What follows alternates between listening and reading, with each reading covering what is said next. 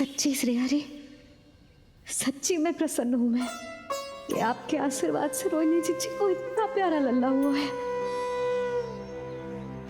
पर मुझसे क्या त्रुटि हुई नारायण? मुझे क्यों न दियो आपने लल्ला? मुझसे क्या त्रुटि हुई नारायण? मुझे क्यों न दियो आपने लल्ला? अब तो माता देवकी की 7वें संतान का भी जन्म हो गया है प्रभु। अब आपके अवतार लेने में किस बात की देर है? यशोदा, ले तुम यहाँ आओ और मैं पूरे घर में ढूंढतो फिर रहा हूं। पता चला तुमने सुबह से कछु ना खाए हो। चलो कछु खा लो, आ जाओ। कहीं ना जा रही मैं।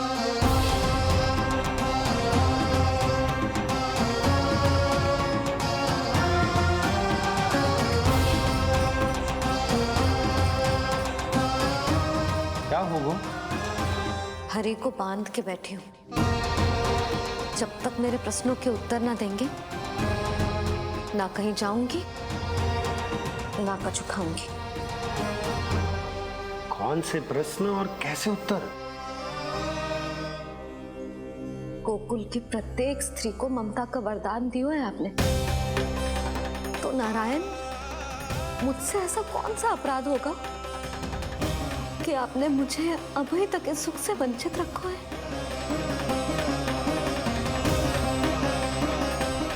आज बोलना पड़ेगा प्रभु, बताना पड़ेगा कि आपने मुझे लल्ला क्यों न दी। क्या आपको पता ना है, जैसे भगवान अपने भक्तों के बिना अधूरे होते, वैसे मैया भी संतान के बिना अधूरी होते।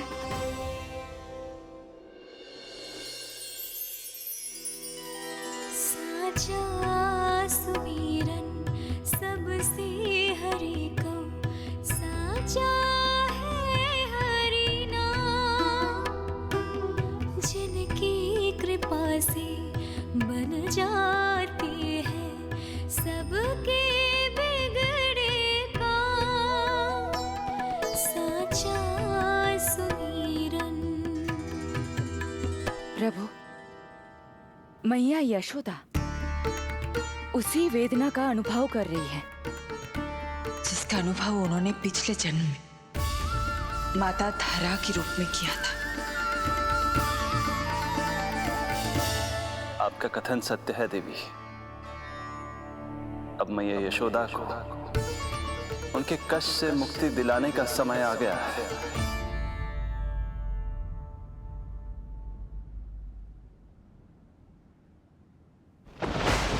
उठो पूर्णा, शीघ्र ही यशोदा के यहाँ पुत्र का जन्म होगा। नक्षत्रों की गति से उत्पन्न संकेतों को देखो।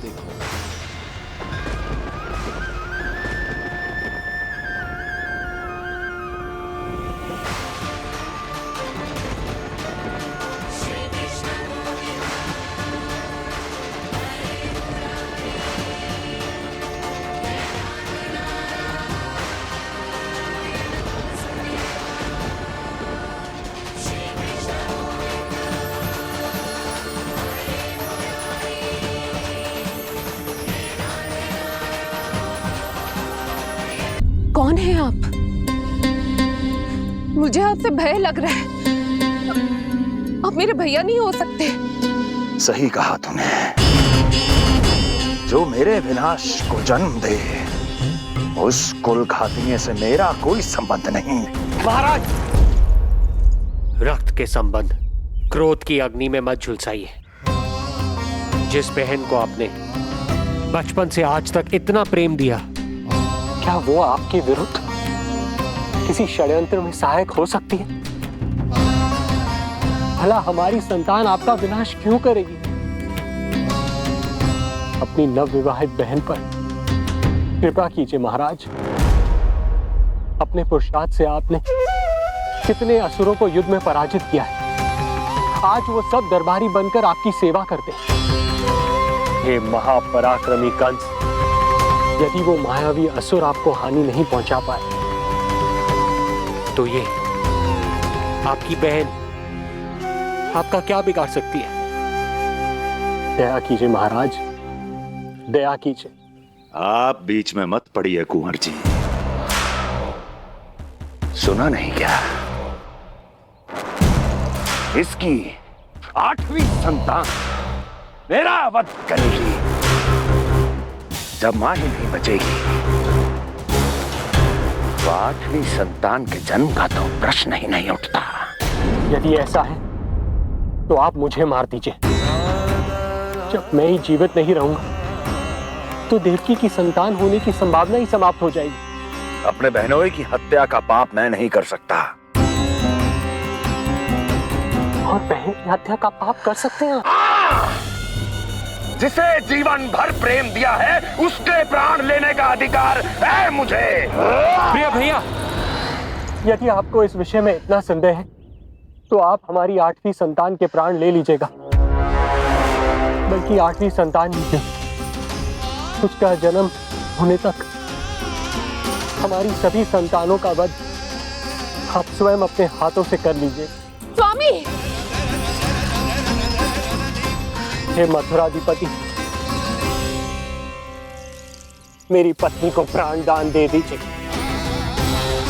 मैं महाराज शूरसेन का पुत्र वसुदेव आपको वचन देता हूं, अपनी 8 संतानों को जन्म लेते ही स्वयं आपके सामने प्रस्तुत करूंगा। अपनी 8 संतानों को जन्म लेते ही स्वयं आपके सामने प्रस्तुत करूंगा।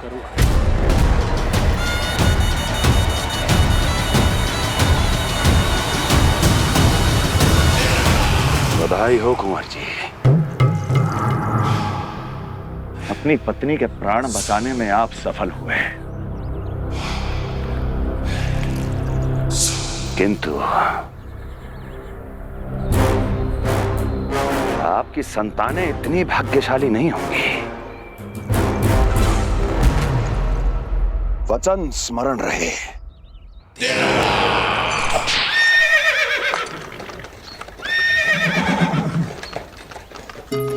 इस तरह रक्त की प्यासी कंस की तलवार की छाया में देवकी और वसुदेव का वैवाहिक जीवन प्रारंभ हुआ। जब कंस की निर्ममता और वसुदेव के वचन का यह दुखद समाचार गोकुल पहुंचा तो हे नारायण, अर्थात राजा वसुदेव यदि कंस के सामने गिड़गिड़ाते नहीं तो रानी देवकी के प्राण चले जाते। हाँ नंदराज, और अब वो दोनों कंस के महल में हैं, किंतु वो महल भी उनके लिए किसी बंदी गृह से कम नहीं है।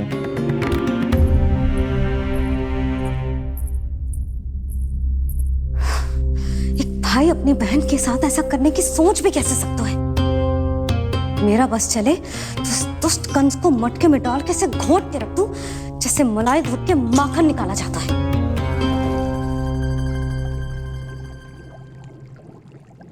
ना, माखन ना, जे कंस तो कीड़ा है। इसे तो पटक पटक के ऐसे मारना चाहिए जैसे कीड़ा निकालने के लिए धान के गट्ठर को पटका जाता है।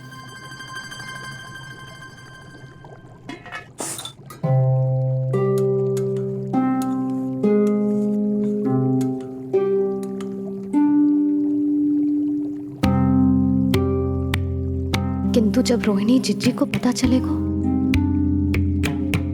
तो वो तो अपने आप को ही दोष देंगे, क्योंकि बालक ना होने के कारण उन्होंने ही वसुदेव जी को राजकुमारी देवकी के साथ दूसरा विवाह करने पर विवश किया था। हे ईश्वर, जिस सुख के लिए रोहिणी जिज्जी ने पत्नी जीवन का सबसे बड़ा त्याग किया था, जब उन्हें पता चलेगा कि वही सुख उस क्रूर कंस ने छीन के मटिया मेट कर दिया है, तो कितना कष्ट पहुंचेगा।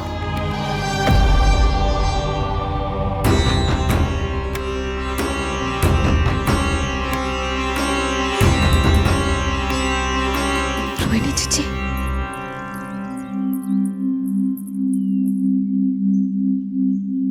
गोप नरेश, कृपया मुझे अपने भैया के पास ले चलिए। संकट के समय मुझे उनके साथ होना चाहिए। किंतु भाभी, पता चलो है वसुदेव भैया और देवकी भाभी कंस के महल में कड़े पहरे में रखे गए। पति पत्नी एक दूसरे का संबल होते हैं। कंस का पहरा कितना भी कष्टदायक क्यों ना हो, इस समय उन्हें और बहन देवकी को मेरी आवश्यकता है।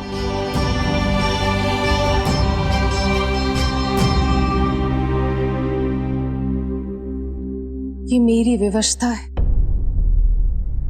कि यादव कुलदीपक होकर भी आपको इस महल में बंदियों की तरह रहना पड़ रहा है, और मैं कुछ कर भी नहीं पा रही। काश आपने मुझसे विवाह ही ना किया होता। तो क्या मैं अपने भाग्य से भाग पाता देवकी? पूर्व जन्म के कर्मों के फल स्वरूप जो हमारी नियति में लिखा है वो तो हमें भोगना ही है। श्री हरि क्या करते हैं, कब और क्यों करते हैं, ये दुख हमारे जीवन में किस उद्देश्य से आए हैं, इन रहस्यों का पता लगा पाना हम मानवों के लिए संभव नहीं है देवकी।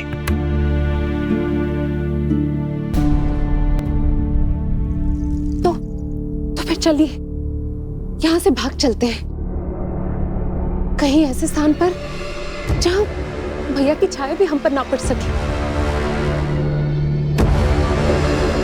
नहीं प्रिय, कंस के गुप्तचरों की दृष्टि हम पर अवश्य होगी, और मैं ऐसा कोई कार्य नहीं कर सकता जिससे तुम्हारे जीवन पर कोई संकट आए। और मैंने उन्हें अपनी सभी संतानों को सौंपने का वचन भी दिया है। अपना वचन मेरे लिए प्राणों से भी अधिक महत्वपूर्ण है देवकी।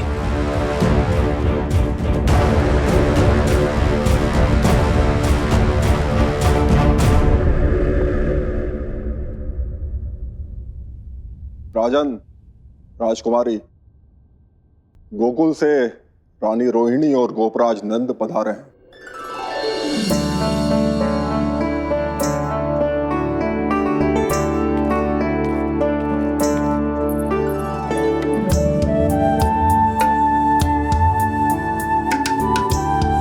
स्वामी,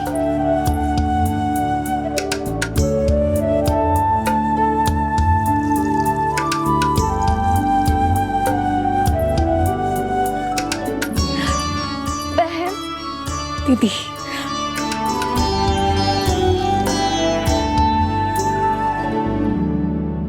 भाई नंद, जो आप हमारे लिए कर रहे हैं उसके लिए धन्यवाद शब्द बहुत छोटा है।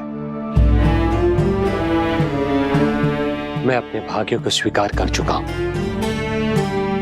यदि यही श्री नारायण की इच्छा है तो यही से।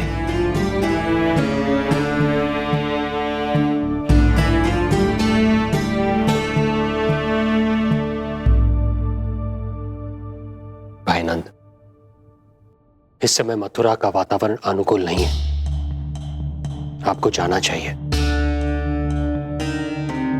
यशोदा भाभी भी चिंतित हो रही होंगी, उनसे कहिएगा हम यहां सुरक्षित हैं अभी तक।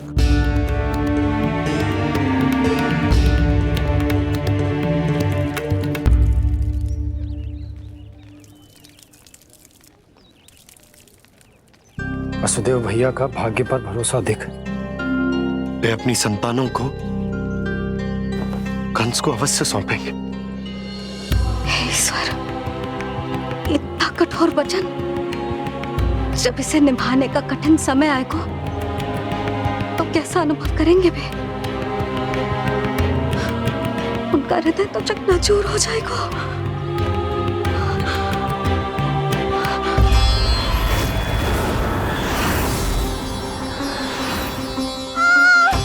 सब्र से सब ठीक हो जाएगा। देवकी, मैं महाराज शूरसेन का पुत्र वसुदेव आपको वचन देता हूं, अपनी 8 संतानों को जन्म देते ही स्वयं आपके सामने प्रस्तुत करूंगा।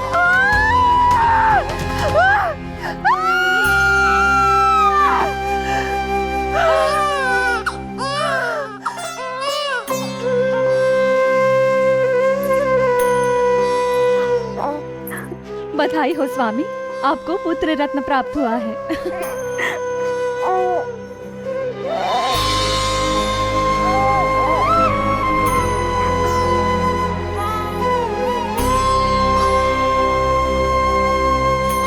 महाराज को पता चला तो क्या होगा?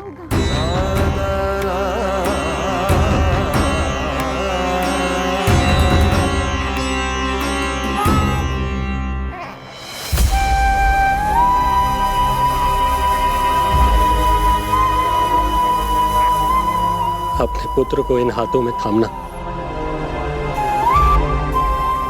कितने वर्षों से इस पल की प्रतीक्षा कर रहा था मैं, और आज जब यह पल आया है, मेरी आंखों में दुख के आंसू हैं।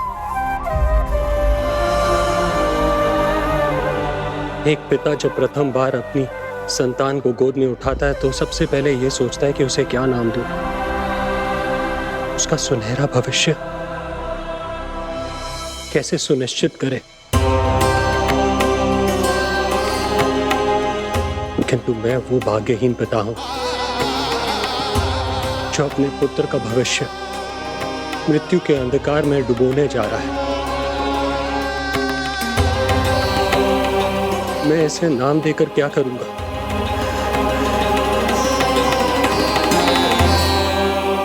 क्या आपके वचन का महत्व आपके पुत्र के प्राणों से अधिक है स्वामी?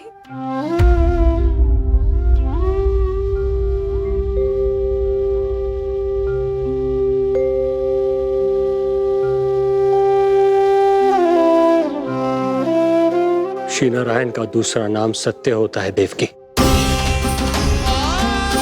तुम ही कहो, मैं श्री नारायण से विमुख कैसे हो जाऊं? मुझे अपना वचन निभाना ही होगा। हृदय के टुकड़े टुकड़े क्यों ना हो जाए, मुझे इसे कंस तक ले जाना ही होगा।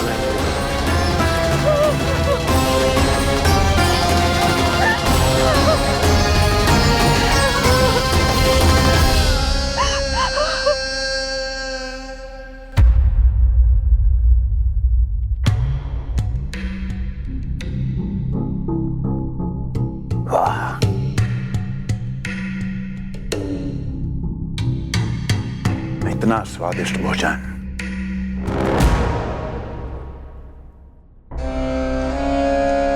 किसी विशेष इच्छा की पूर्ति के लिए मुझे सम्मोहित तो नहीं करना चाहती? मुझे पति के रूप में प्राप्त कर तो चुकी हो, अब प्राप्त करने को क्या क्या बचा है प्राप्ति? मैं प्राप्ति नहीं, अस्थि हूं स्वामी। प्राप्ति तो छुई मुई बनकर वहां खड़ी है। आप सदैव अपने विषय में ही सोचते हैं, कभी मेरे और भी निहारा कीजिए, तभी तो मेरा नाम सही से स्मरण होगा आपको।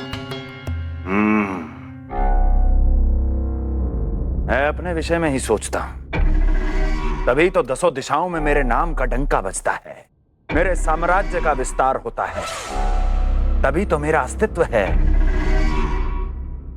अस्थि स्मरण रहे, तुम हो क्योंकि मैं हूं।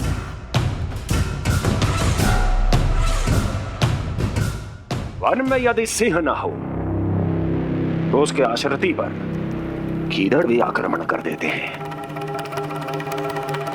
सिंह कभी अपने शत्रु को एक क्षण भी जीवित नहीं छोड़ता महाराज। आपने तो छोड़ दिया देवकी को। सिंह नहीं, आप वो गाय हैं जो अपनी कसाई से अथाह प्रेम करती है।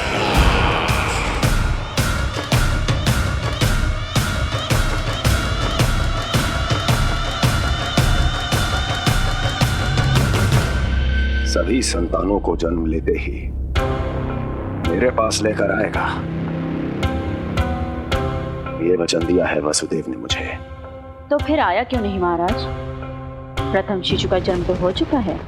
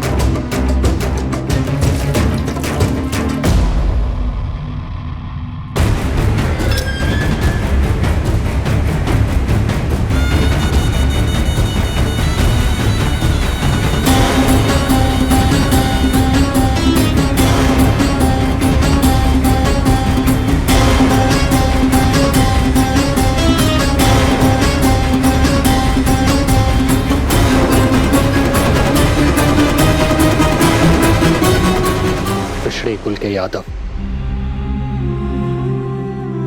अपना वचन मिथ्या नहीं होने देते महाराज।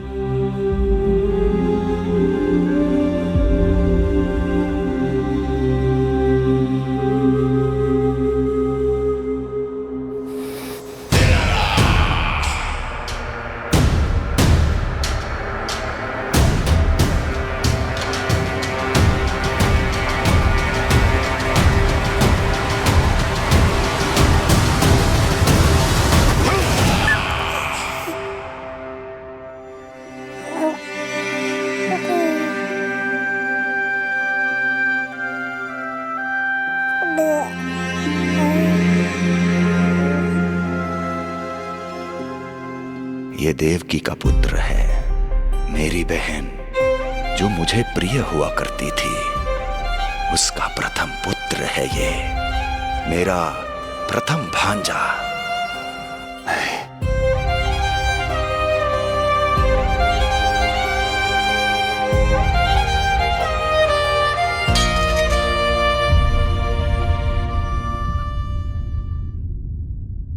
इसे वापस ले जाइए कुंवर जी।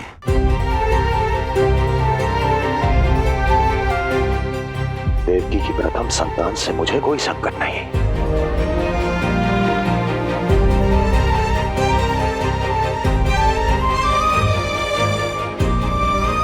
और आपको क्या लगता है कुंवर जी कि मैं कोई राक्षस हूं क्या?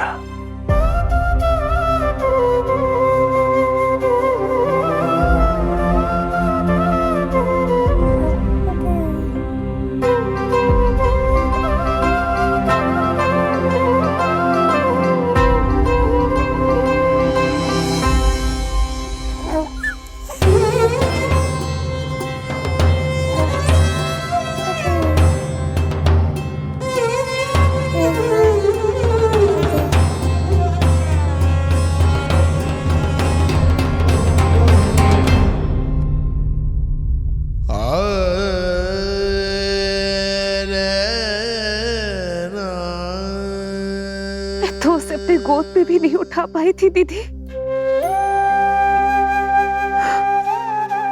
उसका वो सुकुमार मुख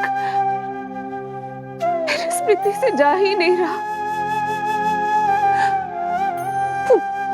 वो मधुर रुदन अभी तक मेरे कानों में गूंज रहा है। मैं तुम्हारी पीड़ा का अनुमान लगा सकती हूँ देवकी। मैंने उसे जन्म नहीं दिया था, फिर भी मेरे कान अभी तक उसके रुदन की ध्वनि सुन रहे हैं। क्योंकि ये अपनी मांओं को पुकार रहा है। तुम्हारे भैया ने हमारे पुत्र को प्राणदान दे दिया है देवकी।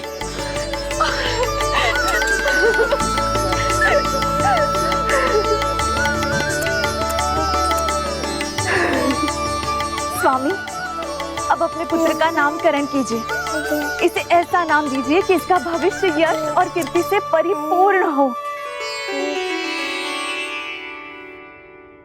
कीर्तिमान।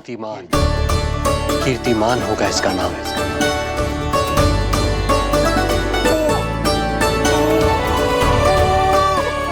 कीर्तिमान।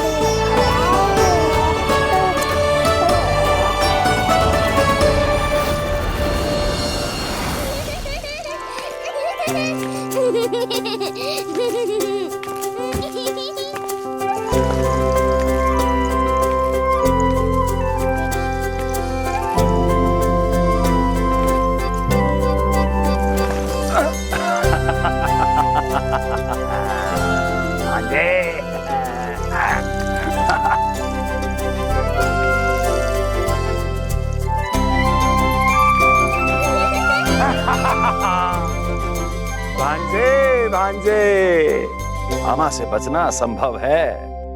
मामा जी, आपकी भुजाओं में कितना बल है, मुझे पीड़ा हो रही है। मेरा दूसरा हाथ पकड़ लीजिए। तुझे पीड़ा हो रही है? ये ले।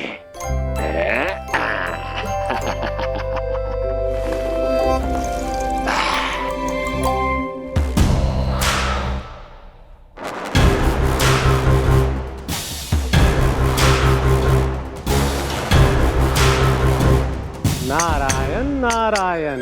मामा जी मूर्ख बन गए, मामा जी मूर्ख बन गए, मामा जी मूर्ख बन गए। इतना दुस्साहस। जा खेल। अब मामा जो है देवर्षि के साथ मंत्रणा करेंगे। जा खेल। क्योंकि अत्यंत महत्वपूर्ण ना हो तो देवर्षि हमारे द्वार पर आने का कष्ट नहीं उठाएंगे। कहिए देवर्षि, कैसे आना हुआ? मैं तो बस आपको ये अद्भुत कमल पुष्प भेंट करने आया था महाराज। इसे देखते ही मुझे आपका स्मरण हुआ था। मानो ये मुझे पुकार कर कह रहा हो, मुझे महाराज कंस के पास ले चलिए। इसमें तो कुछ भी विशेष नहीं है देवर्षि। इसमें 8 पंखुड़ियां हैं महाराज, और 8वीं पंखुड़ी सबसे विशेष है। यदि विश्वास न हो तो आप स्वयं गिनकर देख लीजिए। आप मेरा उपहास कर रहे हैं देवर्षि। आप गिनिए तो सही महाराज। 1 2 3 4 5 6 7 8। क्या आप निश्चित रूप से कह सकते हैं कि यही 8वीं पंखुड़ी है? विचार कीजिए महाराज। क्या आप बिना किसी शंका के कह सकते हैं कि कौन सी पंखुड़ी पहली है और कौन सी 8वीं? क्या आप पूर्ण विश्वास के साथ कह सकते हैं कि कौन प्रथम है और कौन अंतिम? फिर चाहे वो पंखुड़ी हो या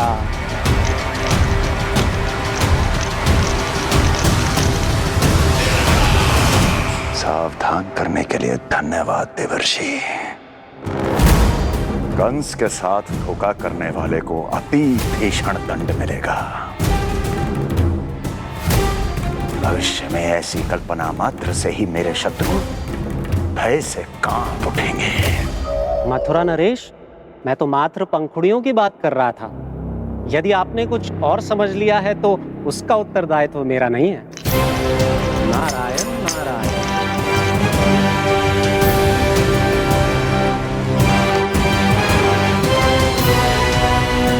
विचार कीजिए महाराज। क्या आप बिना किसी शंका के कह सकते हैं कि कौन सी पंखुड़ी पहली है और कौन सी 8वीं? क्या आप पूर्ण विश्वास के साथ कह सकते हैं कि कौन प्रथम है और कौन अंतिम? फिर चाहे वो पंखुड़ी हो या मामा जी मूर्ख बन गए, मामा जी मूर्ख बन गए, मामा जी मूर्ख बन गए, मामा जी मूर्ख बन गए।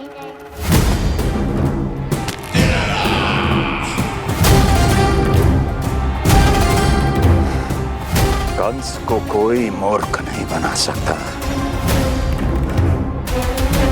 कीर्तिमान। जी मामा जी। क्रोध काम लोभ मद मोह मत्सर, क्रोध काम लोभ मद मोह मत्सर, क्रोध काम लोभ। मामा जी मुझे दर्द हो रहा है। काम लोभ मद मोह मत्सर, क्रोध काम लोभ मद मोह मत्सर। स्वामी, ये कीर्तिमान के लिए कैसा लग रहा है? ये लीजिए स्वामी।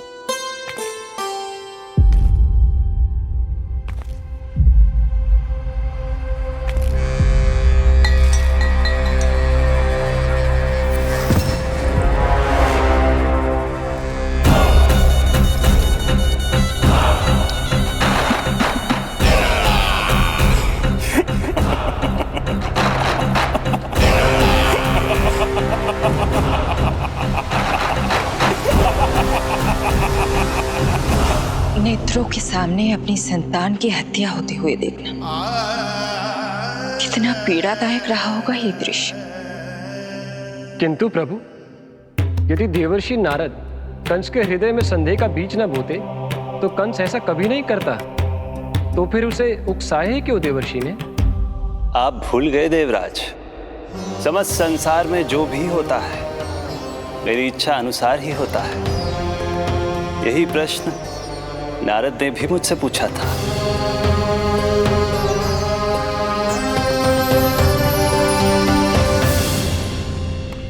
नारायण नारायण।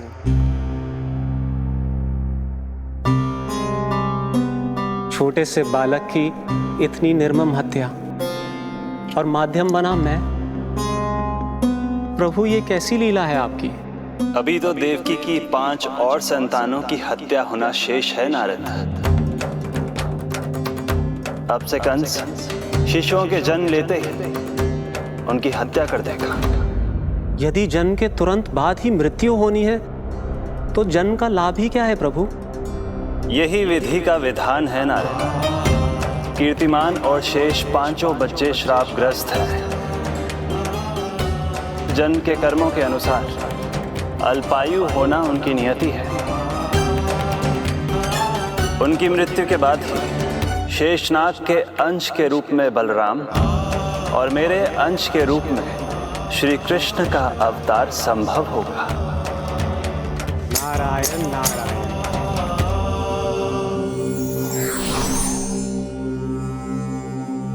देवकी के पुत्र एक के बाद एक जन्म लेते रहे और उनकी हत्या कर कंस अपने पापों की संख्या में वृद्धि करता रहा। नहीं! मत मारो! मेरा पुत्र! मेरा पुत्र!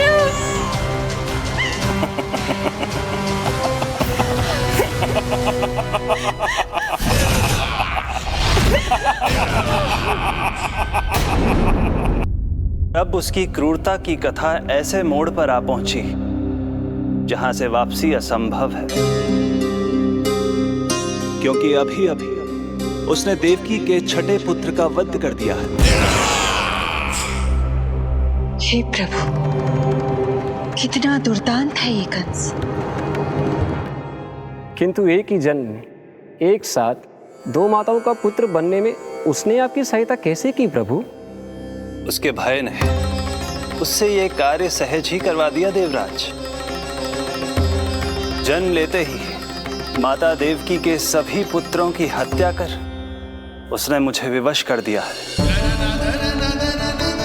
अब जीवित रहने के लिए मेरे अवतार को माता देवकी की कोख से जन्म लेने के तुरंत बाद मैया यशोदा के पास गोकुल जाना ही होगा। और इस प्रकार कंस के कारण एक ही जन्म में 2 माताओं का पुत्र बनने का आपका वचन सत्य सिद्ध होगा। आपकी लीला अपरंपार है प्रभु। आप सब अब निश्चिंत होकर जाइए। मेरे अवतार के जन्म होने की घड़ी अब निकट ही है। हम धन्य हुए प्रभु। हम धन्य हुए प्रभु।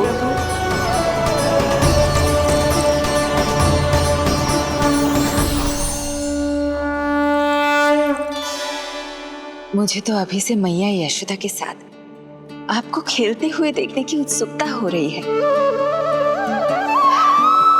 उनकी प्रवृत्ति कितनी निराली है। क्रोध ना करूं तो क्या करूं? देखिए इसकी सतानी, फिर चला गया सुलक्षणा के बगीचे में फूल खाने। और आपको तो पता है ना सुलक्षणा का, इतनी सी त्रुटि हो जाए पूरे गांव में बखान करने में कोई कमी ना रखती। और जे की अरे जब ग्वालिनों को पता चलेगा तो क्या कहेंगी? यही ना कि जसोदा अपने बच्चे को खाना ना देती, भूखा रखे है। सुनो जी, मैं तो कहती हूँ अब ब्याह करा देते इसका। अब वो ही ध्यान रखेगी इसका। केवल पत्नी सुधार सकती है तुझे। तुम इसके बारे में बात कर रही हो कि मेरे बारे में? नहीं, वैसे सारे गोकुल वाले यही कहते हैं कि हमारे घर पर तुम्हारा ही राज चलता है। हे नारायण, ये परिहास की बात है क्या? मैं इतना दबा के रखती हूँ क्या आपको? यशोदा, हास की बात थी। रामू के कारण मुंह से निकल गई। तुझसे तो मैं बात ही ना करूंगी। कर अपने मन की।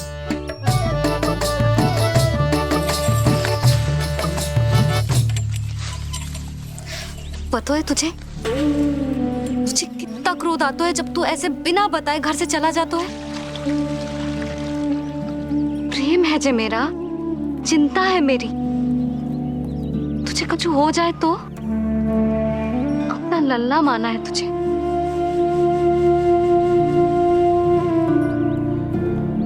मेरे भाग्य में तो मां बनना लिखो ही ना है।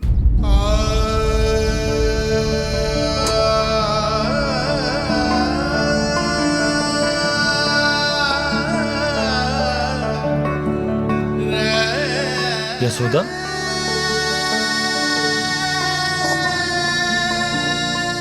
आपको पता है, जब मैं छोटी थी इसके जैसी चंचल थी।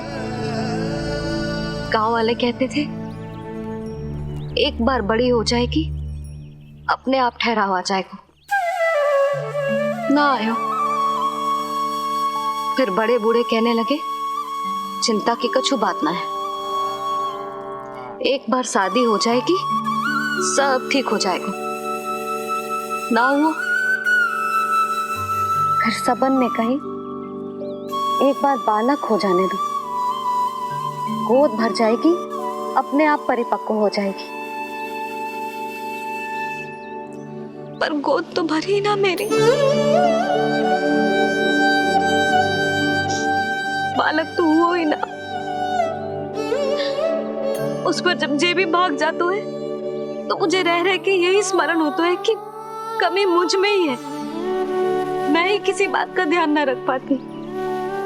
संभव है यही कारण से नारायण ने बालक ना दियो मुझे।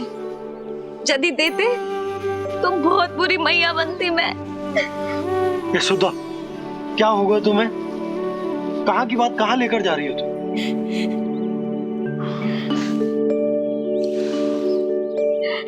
बालक अवश्य होगा हमें, और बहुत अच्छी मैया बनोगी तुम। बस नारायण सही समय की प्रतीक्षा कर रहे हैं। मेरी तो न सुन रहे बे। आप ही कह दियो उनसे, अब और प्रतीक्षा ना होगी मुझसे।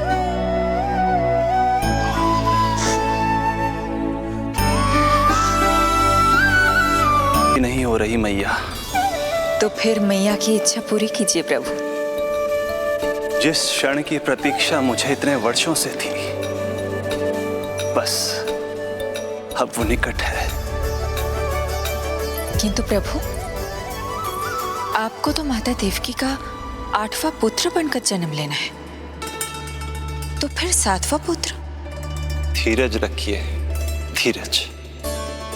आपको तो ज्ञात ही है, मेरे यहां देर है, अंधेर नहीं।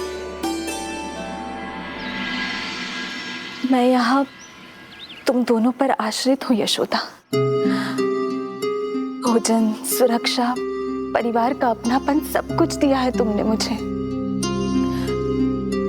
किंतु मेरा दुख मुझे एक क्षण भी चैन लेने नहीं देता। मेरे स्वामी और बहन देवकी कितने ही वर्षों से कंस की काल कोठरी में बंदी है।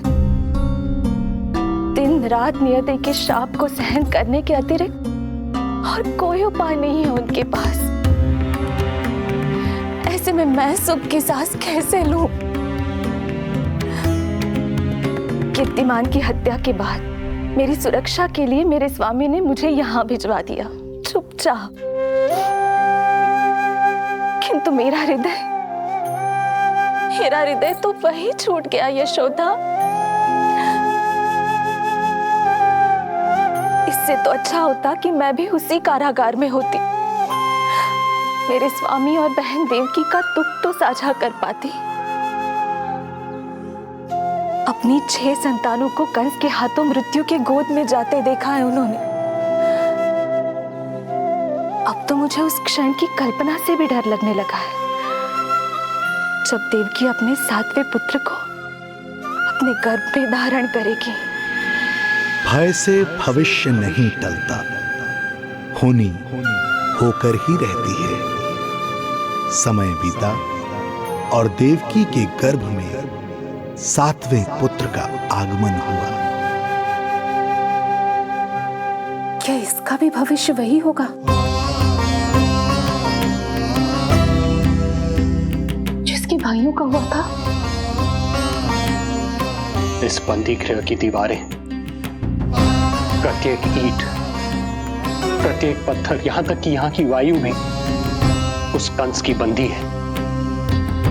अब तक तो उसे सूचना भी मिल चुकी होगी। वो निर्दयी, क्रूर प्रतीक्षा कर रहा होगा कि कब तुम्हें प्रसव हो और कब उसकी तलवार हमारे नन्हे शिशु,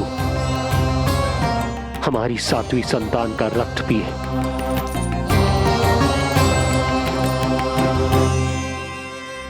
दुर्जन, तुम देवकी की कालकोठरी के बाहर स्वयं उपस्थित रहोगे, प्रत्येक पल 8 प्रहर। जैसे ही शिशु पहली श्वास ले, तुम मुझे सूचित करोगे। अवश्य महाराज, आज्ञा दें।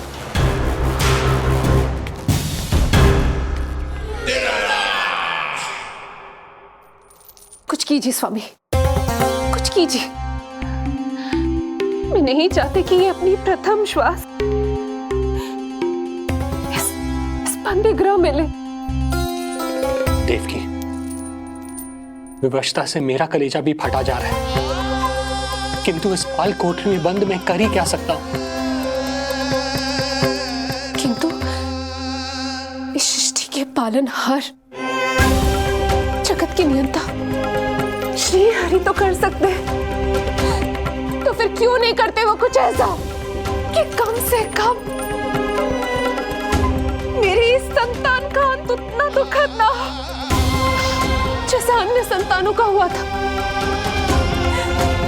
क्यों नहीं करते वो कुछ हरि, क्यों नहीं करते? बताइए ना स्वामी, क्यों नहीं करते वो, क्यों नहीं करते? जो देवी भविष्य में मेरी मां बनने वाली है, उनकी करुणा भरी पुकार को मैं व्यर्थ कैसे जाने दे सकता हूं? कंस के राक्षस तत्व के अंत के लिए ऐसी माया की आवश्यकता है जो मेरी लीलाओं को क्रियान्वित भी कर दे और उसे भनक भी ना पड़े। ऐसी क्षमता और माया किसके पास है प्रभु?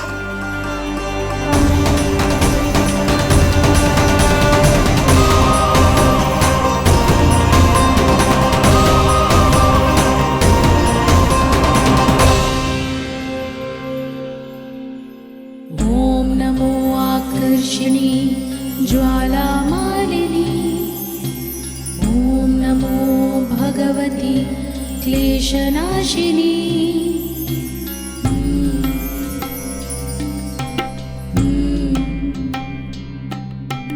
ओम नमो योगमाये सर्वमोहिनी। ओम नमो योगमाये आज्ञा दीजिए प्रभु। माता देवकी का गर्भपात करके उस संतान को रानी रोहिणी के गर्भ में स्थापित कीजिए देवी।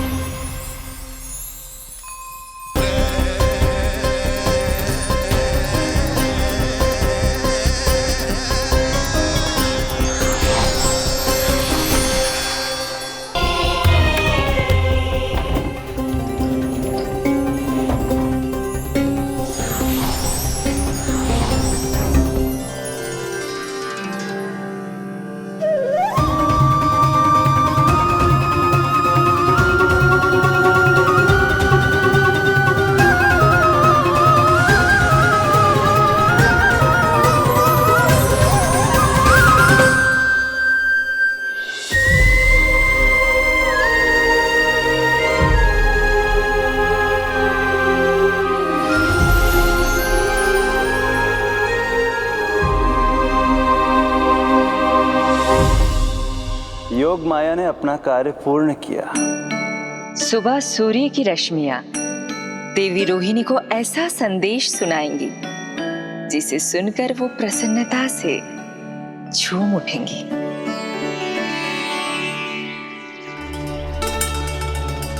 यादव कुल के नए राजकुमार के आगमन पर बहुत बहुत शुभकामनाएं रानी।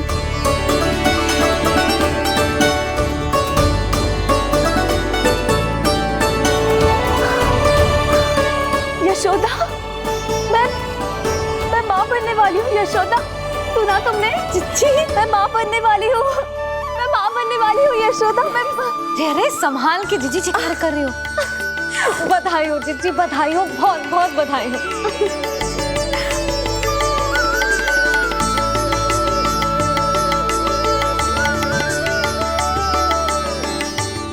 विधि का विधान भी विचित्र होता है। रोहिणी, जिनका ये पुत्र नहीं है, वो प्रसन्न है, किंतु देवकी, जिनका ये पुत्र है, वो व्याकुल है।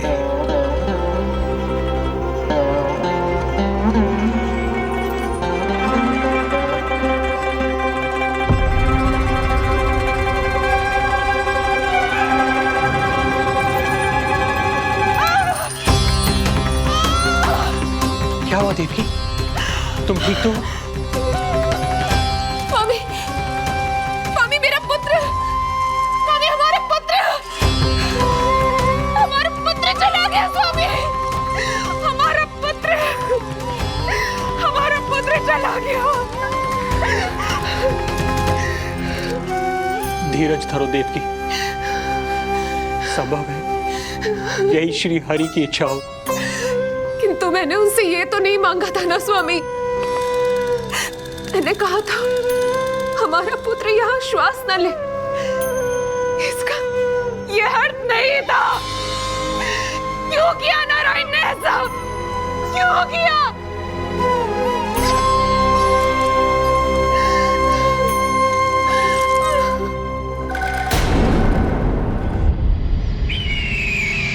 तो ये सत्य है महाराज, राजकुमारी देवकी का गर्भपात हो गया है। बच गया वो शिशु। किंतु यदि मेरे हाथों उसकी मृत्यु होती तो अधिक कष्ट होता उसे। सुख में समय पंख लगाकर उड़ता है। शीघ्र ही रोहिणी के प्रसव का दिन आ पहुंचा और उसने एक स्वस्थ और सुंदर बालक को जन्म दिया।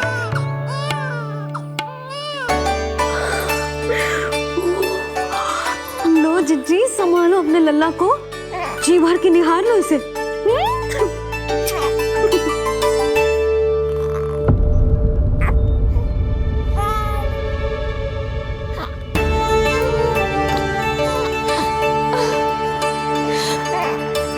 मेरा पुत्र राजकुमार।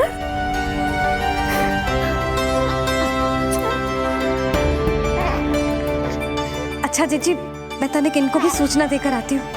वसुदेव भैया तक भी तुझे शुभ समाचार पहुंचानो है।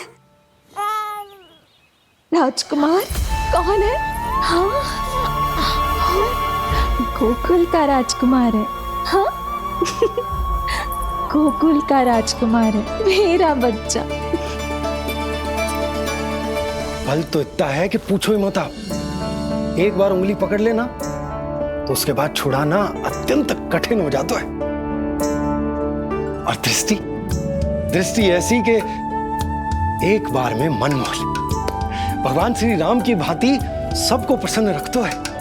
बस तो फिर उसका नाम बल राम रखना। तो फिर उसका नाम बल राम रखना।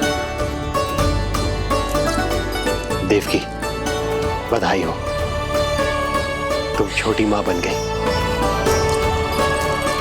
भैया, आप दोनों कछु चिंता न करियो। बलराम का लालन पालन मेरा उत्तरदायित्व है। उसे कछु कमी ना होने दूंगा मैं।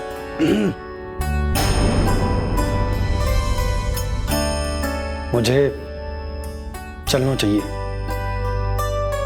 कितने वर्षों बाद तुम्हारे कारण शुभ समाचार मिला है हमें। श्री नारायण हमेशा तुम पर कृपा बनाए रखे।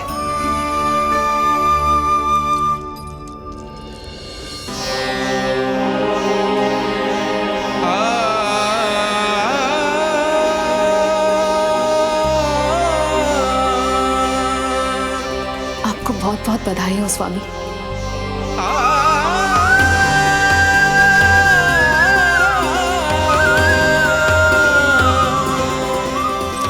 देवकी, क्या हुआ?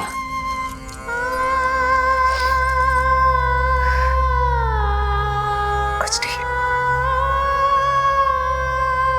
रोहिणी दीदी ने हमको वो सुख दे दिया जो मैं कभी ना दे सकी। उन्होंने आपको संतान दे दी, किंतु मैं देवकी,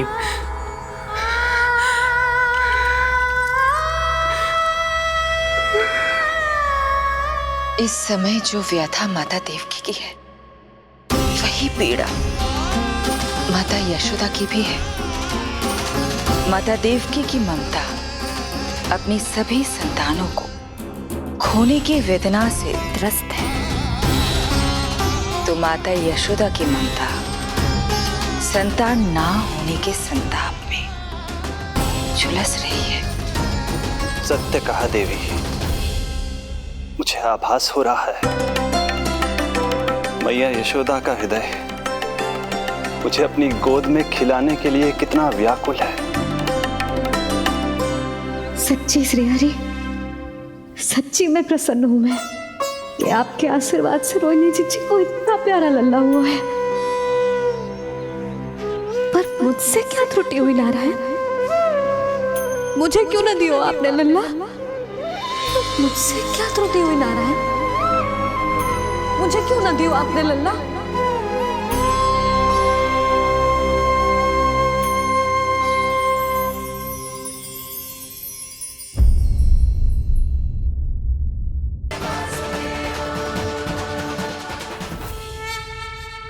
इतने विशेष कार्य के लिए इनका चुनाव।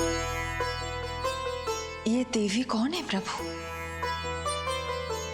ये मेरे भविष्य में होने वाले गुरु महर्षि संदीपनी की माता हैं देवी। अपने ज्ञान के कारण गोकुल वासियों की श्रद्धेय हैं।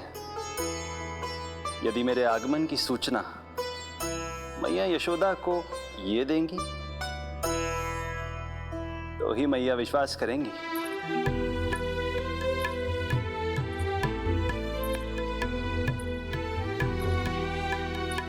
आंगन खाली, आंचल खाली, सूखे उपवन की मैं माली। क्यों ना मेरे भाग में ललना, क्या मेरे घर ना एगो पलना। विवश ना करो इतना मुझको, मिलेगो ना एक क्षण भी शयन को।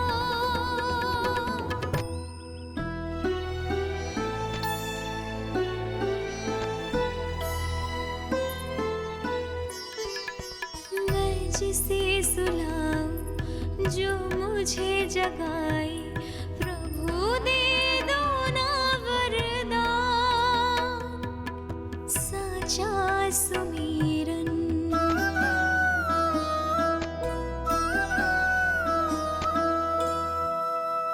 मुख पे ना मेरे जब तक ममता की मुस्कान खिलेगी। तुमको भी न तब तक भोग में तुम्हारी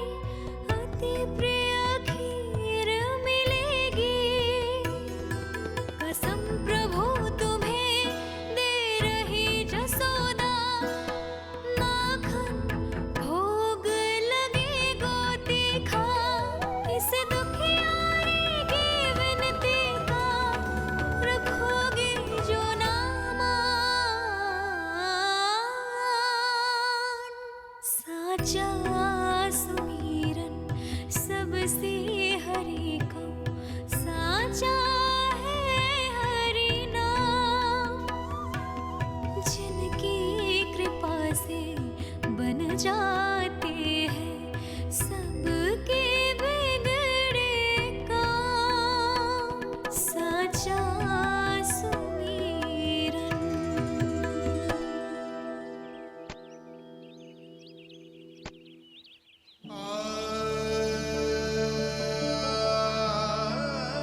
यशोदा, मैं तुम्हारी व्यथा समझ रहा हूं, पर खाना छोड़ना अच्छी बात ना है। श्रीहरि तुम्हारी पुकार अवश्य सुनेंगे। भरोसा रखो। लो, कचो खा लो। भगवान से हट करना सही बात ना है यशोदा। भूखे प्यासे रहे प्राण देने हैं क्या? यशोदा,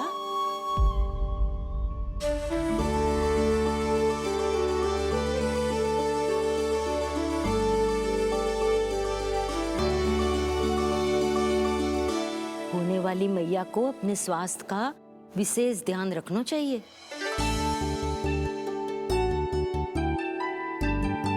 खाना खा।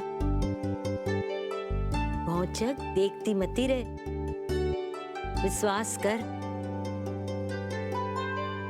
नक्षत्रों की गति देखी है मैंने।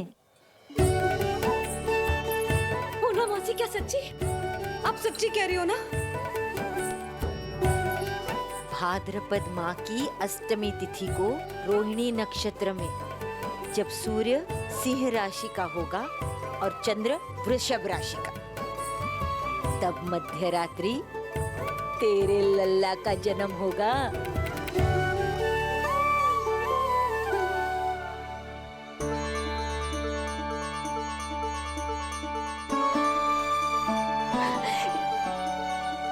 इतने वर्षों में कभी किसी ऋषि मुनि, किसी ज्ञानी ने हमें ऐसी आशा ना दी। आज पहली बार हमें इतना स्पष्ट आश्वासन मिलो है। बहुत बहुत धन्यवाद आपका पूर्णा मौसी, बहुत बहुत धन्यवाद।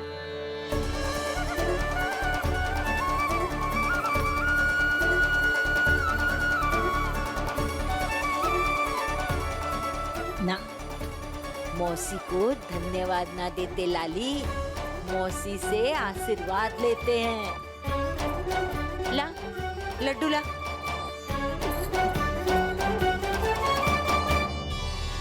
खा ले।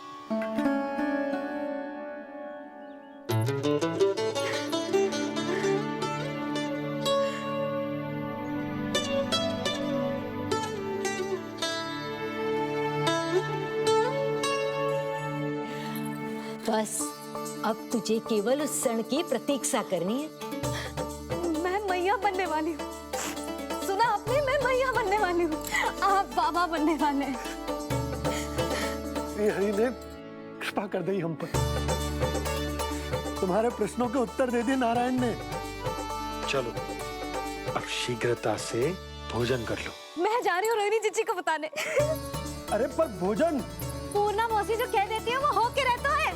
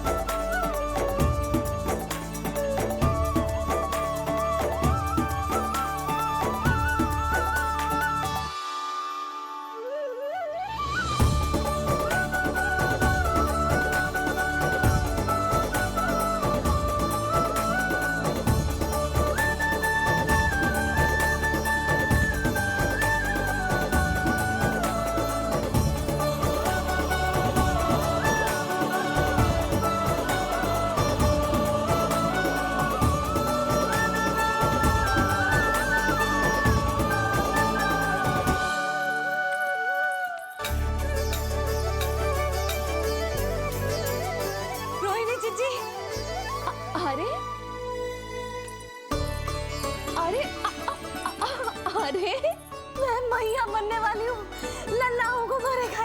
क्या? पूरी मौसी ने बताई। सच? अब अपने अंश का निर्माण करने का समय आ गया है।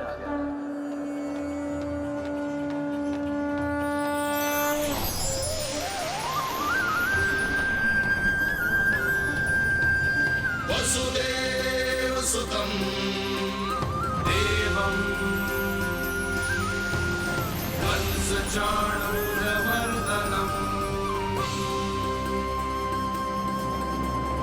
यशोदा परमानन्दम्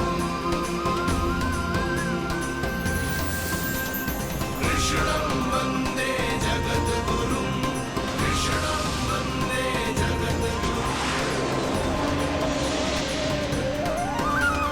कृष्णं वन्दे जगद्गुरुं कृष्णं वन्दे जगद्गुरुं कृष्णं वन्दे जगद्गुरुं कृष्ण कृष्ण कृष्ण कृष्ण कृष्ण कृष्ण कृष्ण कृष्ण।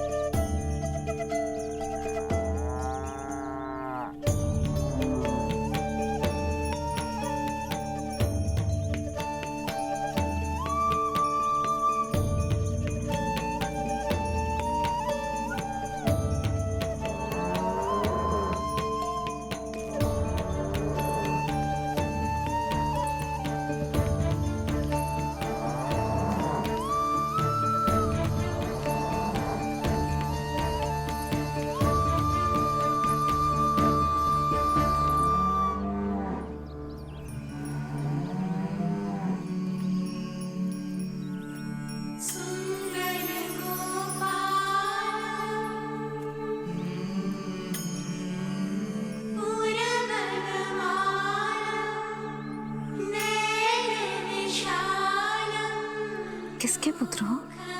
आपका।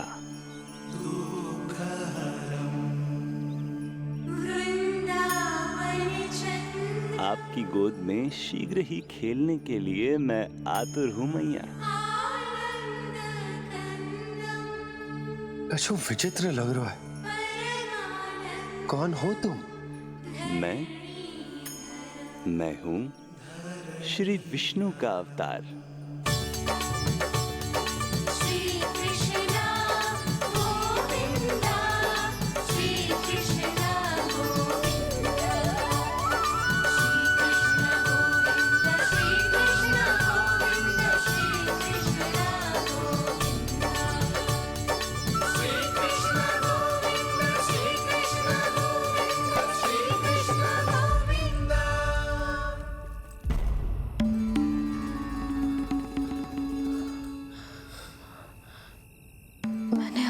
स्वप्न देखो।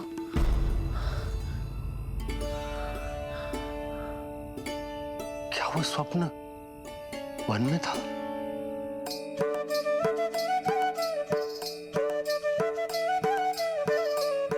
क्या मैं सत्य में श्रीमान नारायण की मैया बनने वाली हूँ?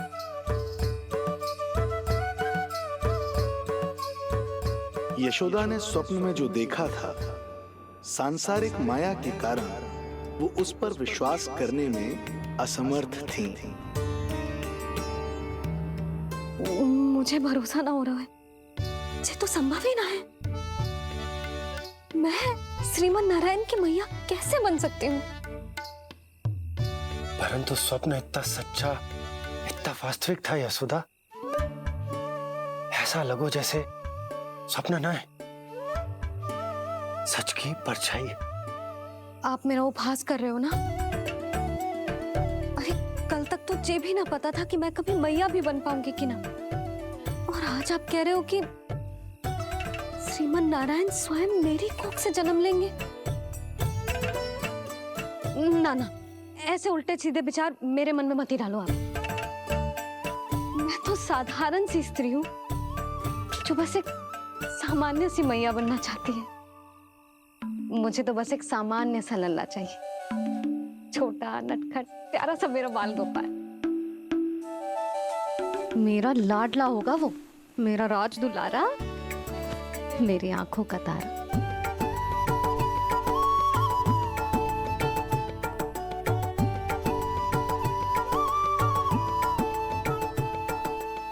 मैया यशोदा और बाबा नंद का वात्सल्य प्रेम इतना अधिक था कि उनका मन इस अद्भुत घटना पर विश्वास करने को तैयार ही नहीं था। जिस स्वप्न को सत्य समझना था उसे मिथ्या मानकर भुला दिया उन्होंने, किंतु श्रीमन नारायण को आना ही था। स्वप्न साकार करने वाले को ही तो भगवान कहते हैं।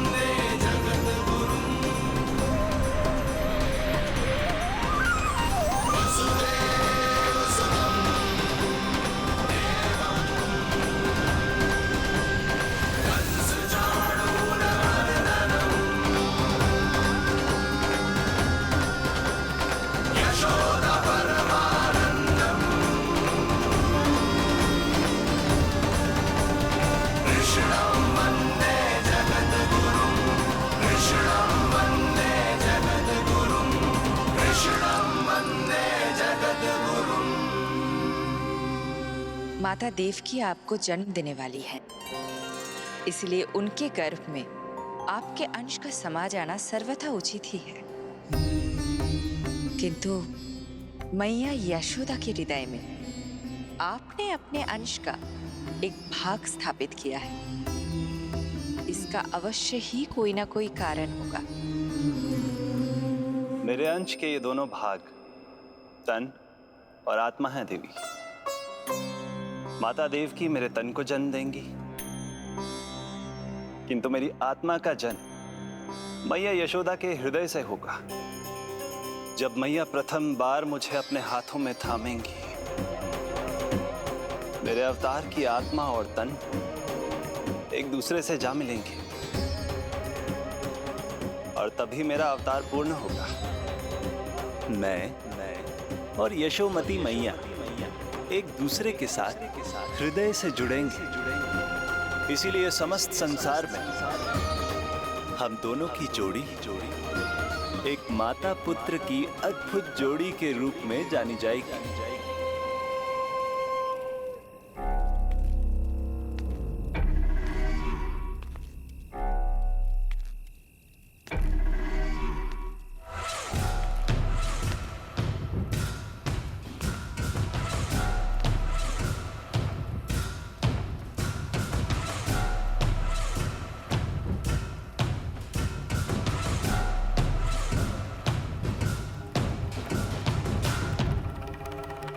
अच्छे कर्म करने वाला व्यक्ति भले ही कितनी भी विपत्तियों से क्यों ना घिरा हो, वो शांतिपूर्ण गहरी निद्रा में सो पाने में सक्षम होता है।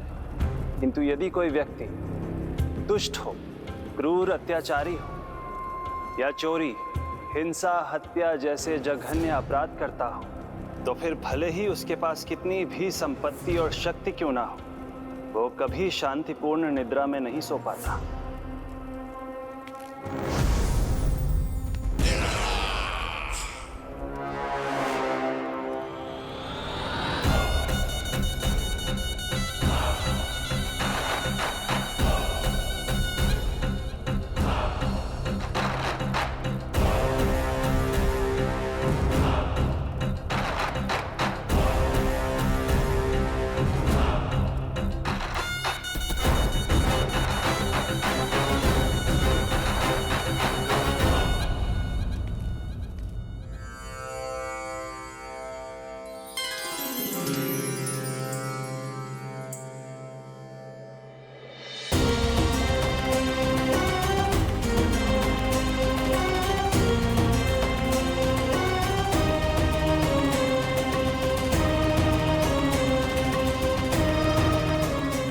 आप अपने अंश का निर्माण कीजिए देवी, ताकि जब मैं माता देवकी के 8वें पुत्र के रूप में अवतार लूं, तो आप भी मैया यशोदा की पुत्री के रूप में जन्म ले पाए।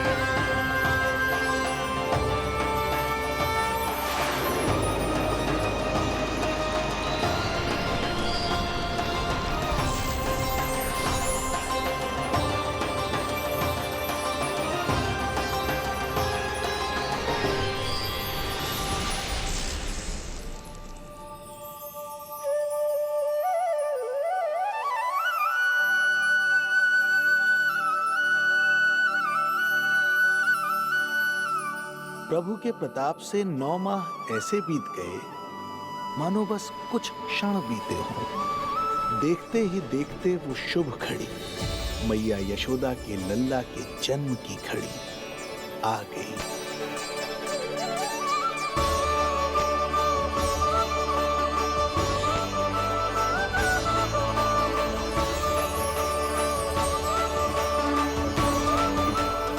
भाद्रपद माह की अष्टमी तिथि।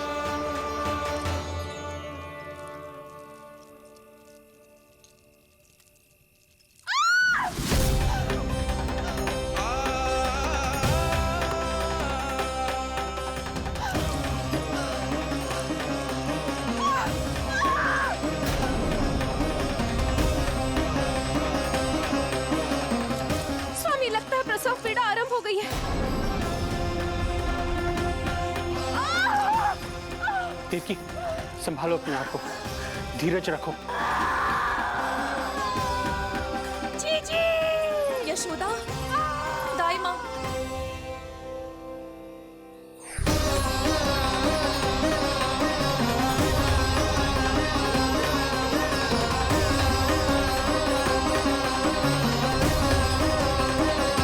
रोहिणी नक्षत्र, रोहिणी नक्षत्र।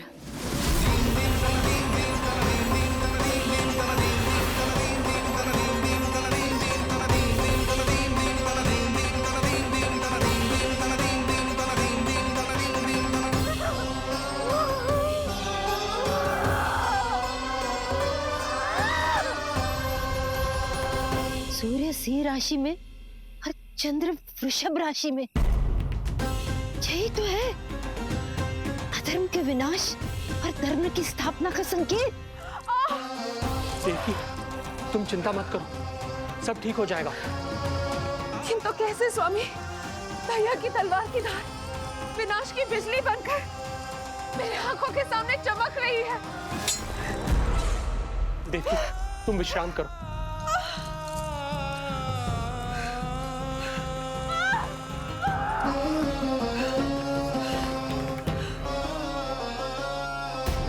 दुर्जन, जाओ फिर से देखो, मुझे पल पल का समाचार चाहिए।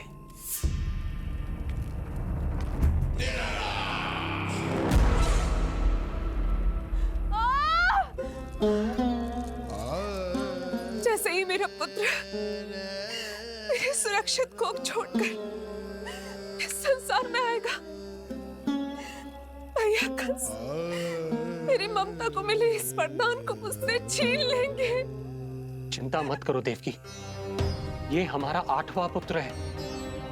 यदि हमारे जीवन में कंस के दिए दुखों की धूप है, तो श्री हरि की भक्ति की छाया भी है। आकाशवाणी का स्मरण करो। आप स्मरण कीजिए, कितनी क्रूरता से भैया ने हमारी सभी संतानों का जीवन प्रारंभ होने से पहले उनको नष्ट कर दिया। मुझे भय लग रहा है कहीं मैं इसे भी ना खो दूं।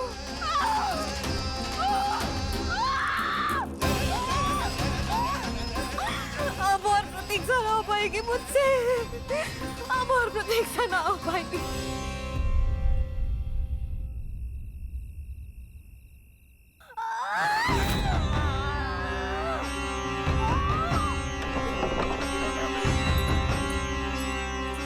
हम यशोदा को खो देंगे नंद भैया यदि संतान का जन्म शीघ्र ही नहीं हुआ तो।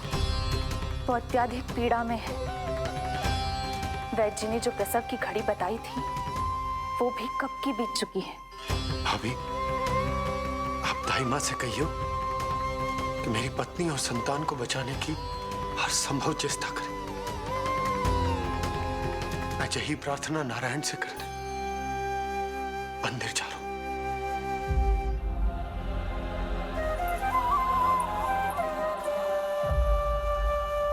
प्रभु, मैया योग माया को जन्म क्यों नहीं दे रही है? मेरा ही तो शक्ति तत्व है योग माया। वो तभी जन्म ले सकती है जब मेरे 8वें अवतार श्री कृष्ण का जन्म होगा। तो प्रभु, अब आपको किस बात की प्रतीक्षा है? जब निश्चित प्रहर का अंत होगा और शून्य काल का प्रारंभ, तभी तो होगो जयंती योग, लल्ला के जन्म का योग। बस अब कुछ ही क्षण और।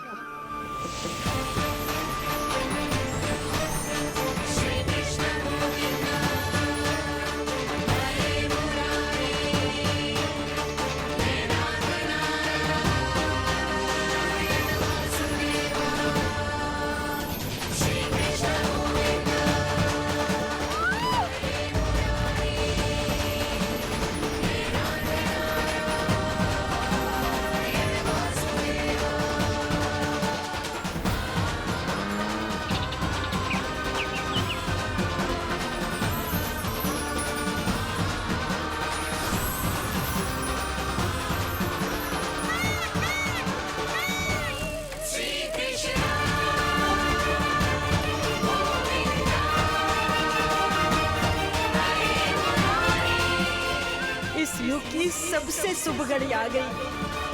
प्रारंभ हो गया दिव्य शून्य काल।